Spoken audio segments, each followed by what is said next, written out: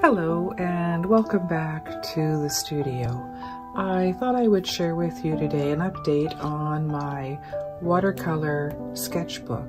This is my Moleskine sketchbook that I got earlier this year. So I know it's not the best paper for blending watercolor and gouache. I've got over half my book completed already. I believe I started this in June. And now it's November as I'm recording this, so I've got 20 different paintings in here to share with you. I have a video on my channel doing the first page of my sketchbook. Since then, I've just been creating without recording my process, so I thought I would share with you my finished paintings so far. Let's get to it. So this is the first page that I did using Winsor & Newton watercolor and gouache, and this was done, at the end of June, 27th of June. So this was a lot of fun doing spattering of the gouache to get the star field in here. So this was the first time using the book, and as you can see, unfortunately, this book isn't really made for heavy watercolor use. I need to control my water a lot more because it does bend the paper quite a bit. So the second one that I did, I thought I would try some watercolor pencils. I did this on July the 5th. So yeah, it was a challenge learning how to blend with them. But yeah, I enjoy doing this rose. So the third page in my book is using the Daniel Smith Primatech colors. What I did was I just used Mayan blue in this painting and just did a monochrome of all the blue intensities. And I also experimented a little bit with the salt technique by sprinkling on some salt to the drying watercolor to give it even more texture. So that was done July the 11th. This one was fun to do. These are some cherries in a brass and silver cup that I have in my antique collection here in my studio. So I took these outside to take some photographs of them, and I wanted to try my hand at painting them up in gouache. So I was really pleased the way this one turned out. This was July the 12th that I painted this one. So yeah, I really love the reflection of the cherries in the metal. That was fun, and also the cherries looking wet and reflective as well. So this is one of my favorite ones in my book so far. Then on the 20th of July, I used some Winsor & Newton watercolors to do this seascape. I watch a lot of other artists online, and sometimes I will screen cap their videos to get some nice landscape inspiration. And this one was from a Michael Chamberlain video that he paints a lot of Northern California coasts. So this might have been Pescadero. I will link his channel below if you haven't watched him. He's fabulous, and I've learned a lot from his channel as well. So yeah, this was fun. I especially wanted to concentrate on doing the shadows of the whitewater on the sand. So, and I also was trying out some splashes of waves that Sarah Burns Studio, and I will link her below as well. And this was another one that I did, I believe it was during one of Sarah's paint-alongs. This is in the Winsor & Newton gouache as well. So this I did, I believe, during one of her paint-alongs, and that was August 17th of this year. Really love doing seascapes, especially a wave with, the eye of the wave trying to get that translucent effect to it. So still have a long way to go, but yeah, this was a lot of fun, especially to do the gouache spray up in there. So yeah, I was pleased with how this one turned out. This one was a reference by Sarah as well. I was starting out to do just a technique of the backlit clouds, and so yeah, this was okay. I think the sun, the beams are a little too bright, but it was fun. It was just like I say, a sketchbook, so some of them are okay, some of them I prefer over others. Winsor & Newton gouache again, and this was done on the 18th of August. This is another monochrome using the Daniel Smith Primatex. This one was Lunar Blue. And also I believe I used some Winsor & Newton masking fluid for this to get the texture of the ocean on there as well. This one was done September the 6th. So let's see, the next one, I used a reference from another YouTube video that's called Nature Walk, and this was done in gouache. It was one of these videos that you can watch for, I think it was, might have been 8 hours, at least 4 hours. One of these where it's your point of view of the person walking through these trails, and a lot of people just put them on in the background, and it's nice, you know, sound. There's no commentary or anything. Sometimes they'll have music. I think this one had music.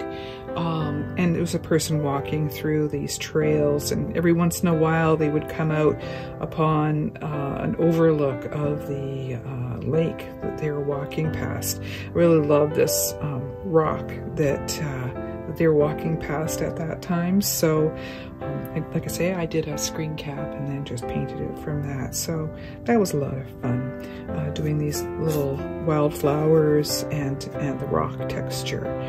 So this was done on September the 12th. This was some watercolors, the stone ground watercolors that I got last year. So yeah, it's okay. I mean, you know, was practicing with the watercolors, trying to get different intensities. So again, practice. This was done on the 13th of September. This one I did on the 23rd of October to do different layers of a forest using not quite a monochrome. There's a few different shades, but all in browns. So I started with this light background for the distant trees and forest, and then gradually intensified those colors as I move forward. So that was a good practice in doing that technique. And again, using my stone ground watercolors for that one. So it was a simple one, but it was a lot of fun to do as well. Here's one that I actually did an animal for. I think it's the first one I've done in this book. So this is the Winsor & Newton watercolor and gouache, and then I finished it off with some Prismacolor pencils in the foreground here, especially on the branch textures. I found using the pencils was a lot easier for me anyway to get those fine textures of the bark. So this is, I think, a magpie that I found a reference for online. So I started out by, I believe I masked out the bird and the tree to do the background, and then did the bird then afterwards, since most of it was white. I thought that was the best way to go. So this was done on the 23rd of October. Okay, next I did a paint along with Sarah Burns Studio, and the paint along was to attempt to do backlit leaves. I'm not thrilled with the results, but I submitted it to her paint along anyway. It was again stone ground watercolors that I used, and I like the backlit grasses. I'm not thrilled with how the leaves turned out. Not really very good at this technique yet. I have a lot more practice to do for this. but it was fun to attempt. Her work is so beautiful. She makes it look so easy, and it definitely is not. So that was on the 25th of October that I tried that one. Then on the 27th of October, I used my Winsor & Newton gouache to do this. I was really intrigued with the reflections of these beautiful rocks in kind of a pool in front of the ocean. And I love these trees. So I'm especially pleased with the tree and the bushes in here.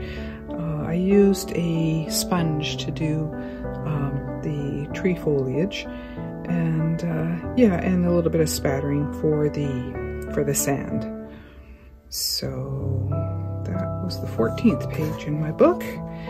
This one I did on the 3rd of November with my Prisma watercolor pencils. So yeah, this was interesting to do because you know, I was testing them out on my other page here. If you notice, I only have been working on one side of the pages because they get so warped, and sometimes I use these for notes and testing. I've decided in this book I'm only going to paint on the one side for now. Maybe in future sketchbooks I'll use both pages, but for now, for this first one, I'm just using one. But yeah, I used the watercolor pencils on this and some chalk. Actually, it was the Conti, I think it was this one, this Conti pastel that I used for the kind of mist coming through the trees of the background. So I was pleased the way that that turned out.